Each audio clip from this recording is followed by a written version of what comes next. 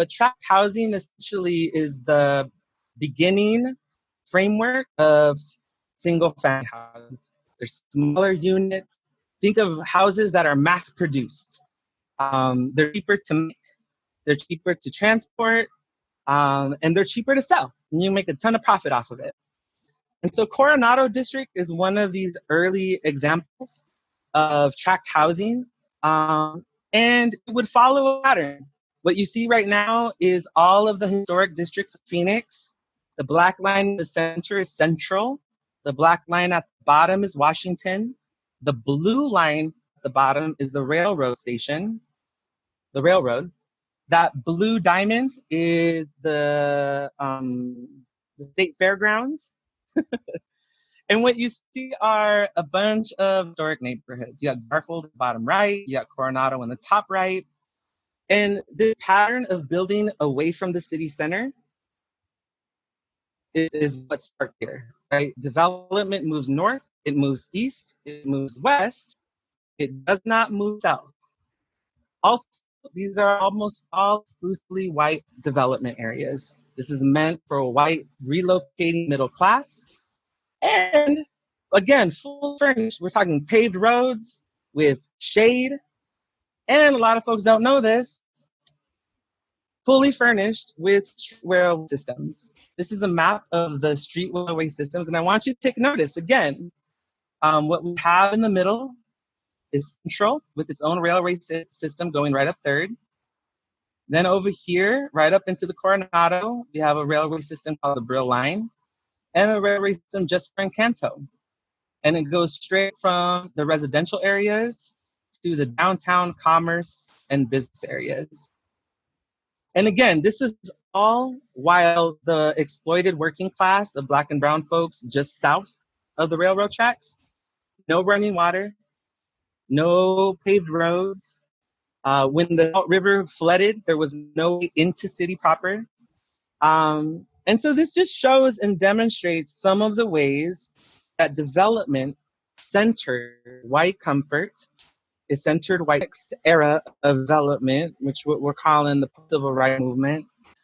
This is again white comfort and white safety as a development model. We want to continue to explore that and see what that looked like in the creation of Phoenix. And so as a lot of you talked about, white flight was a real during this time. But we don't always connect it to what happened after the Civil Rights Act passes in 1964 and after the Fair Housing Act passes in 1965. What follows are a number of pushes for integrating, right? We have the busing movement in the 70s that's literally about moving people from one part of town to another and intermingling. We have affirmative action, 1974, about the same thing in the workplaces. And as those movements were pushing and integration activity was happening, we saw white flight, and that continued, push outwards to the suburbs. The thing that we don't oftentimes combine with that is that white flight was always undergirded by infrastructure. And so the expansion of the airport in 1979 is a really good example. The freeway system, specifically the I-10, right, completed in 1990, far from going west, all the way to Buckeye, is part of those infrastructure developments that are following that movement. And yet at the same time, during this process, remember the 5 C's, right? Especially in this valley, we were looking at citrus, cattle, cotton, climate. It's during this era that some people are coining, we move into the 6th C, as a local educator named Gloria Cuadras put. The 6th C of Arizona is construction and commercial real estate development. This ushers in that 6th C as an economic driver that continues to allow us to grow as a city, be successful. And so one of the ways that we can look at the story of white flight is telling the story of Maryvale. A lot of folks don't know that Maryvale was actually built in accordance to Levitt towns across the northeast. And what these were the first planned community developments, master plan community developments. There'll be a definition in the chat if you want to know more about master plan community developments. But think of all the lessons learned from tract housing, and you add some new development innovations like malls. And now you have a master plan community. And these master plan communities were largely marketed to returning war veterans of World War II who came back with housing subsidies from the federal government to move into these types of developments. The interesting thing is, though, it's short-lived, right? This is an all-white suburb development, first ever master plan community, not the only, right? We would see future master plan communities like Goodyear, Litchfield, Ahwatukee is a master plan community, crown jewel of master plan communities to be exact. But this suburb, even in itself, will be short-lived. And as we can see by the 1980s, there's a complete demographic shift. One of the things that we mentioned that drove this continued expansion is the expansion of Phoenix Sky Harbor Airport.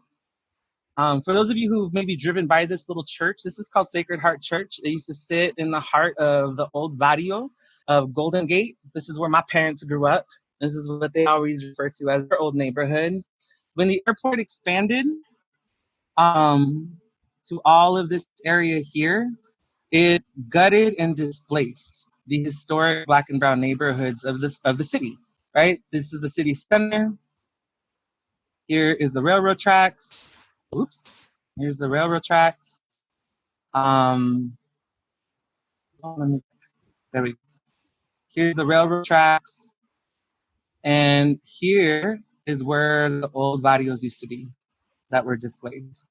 Golden Gate folks moved, like my family did, either southward, so further south on the other side of the river, or they moved to Maryville, where the new Golden Gate Community Center is, on 35th Avenue in McDowell. This was part of what continued to drive that white flight outward. What else? People talked about the freeway. Let's take a look at our beautiful I-10 freeway and see what did that freeway do, right? What it did was it gave continued access, right? So you had a growing industrial zone along the Salt River.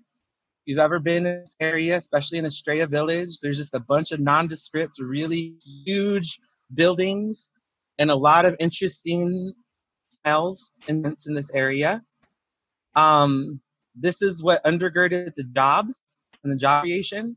But then you also had the freeway that gave access to Litchfield Park and Goodyear. And guess what? This is, in fact, the Goodyear of the rubber company. Litchfield is actually an executive. Litchfield Park is named after a chief executive of Goodyear, who was one of those cotton contractors that was moved here, set up shop, and converted cotton farms into housing. So just an example of how that continued to go. And so this is a really great cartoon that talks a little bit about this dichotomy of white flight, right? And developers knew that this was the case, right? Developers, especially the business elite developers, those farmers, landlords that turned housing developers and real estate agents, right? As we transition from an agricultural-based economy to a construction-based economy, they knew that this dynamic was real. And so think about the ways that suburbs were marketed on one hand, and the inner cities were stigmatized on the other, right? And this was part of the interplay that a lot of folks had already talked about. And so as some white folks continue to move out in their understanding, moving on up, right, to their quality of life, what about the white folks who hated the urban core?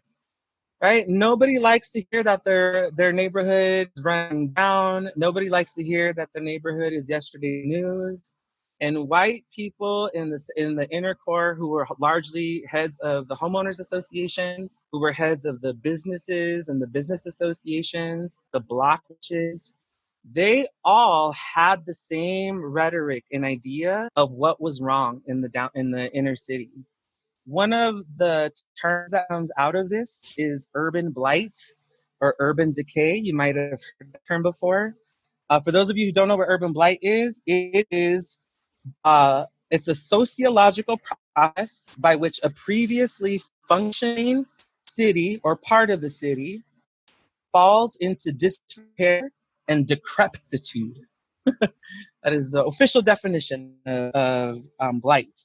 That becomes a major issue for white folks in the inner city, and they call for revitalization and redevelopment. And the federal government responds with grant dollars, right? Some of you know them as community block grant dollars. Some of you know them as weed and seed programs. But the initiatives driven by local white folks to revitalize the bad parts of town. And these efforts, just like weed and seed, if everyone gardens, the concept is in order to revitalize, you have to weed, pull the weeds out, things that are keeping your garden from being beautiful. You have to remove the weeds and then seed what is good and what is vibrant and what will bring economic growth. What that tends to look like is partnership, right? These funds tend to partner local neighborhoods. So in Maryvale, if anyone is in Maryvale, if you look at who your HOAs tend to be, they tend to be headed by older white folks who were part of that original Maryvale. And weed and seed programs turn into criminalization programs where their main focus in order to revitalize is to weed out things like prostitution, drug use, gang violence, and graffiti. Graffiti is everywhere, what we need to be spending money on.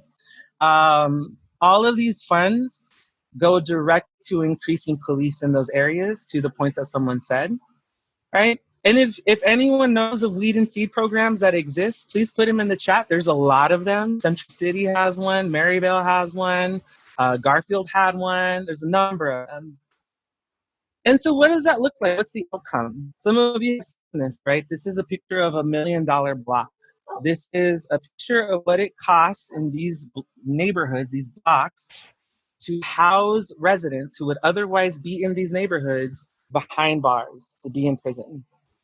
And these $1 million blocks follow South Phoenix, right? This is the Rio Salado. So they follow South Phoenix, they follow Central. This is Maryvale. This is Estrella, right? This is that industrial district. These are the $1 million blocks that are results of increased incarceration efforts. And any major city, if you look at your incarceration statistics from 1970 to today, there is a drastic, meteoric increase that has resulted in the highest incarceration rates we have ever seen in our society. And we have to start to make the connection links between why we are policing and how we are developing. And so continue to think about that when we say that space is already racialized, already gendered, and already subject to alienation. This is part of what we're trying to look at and understand.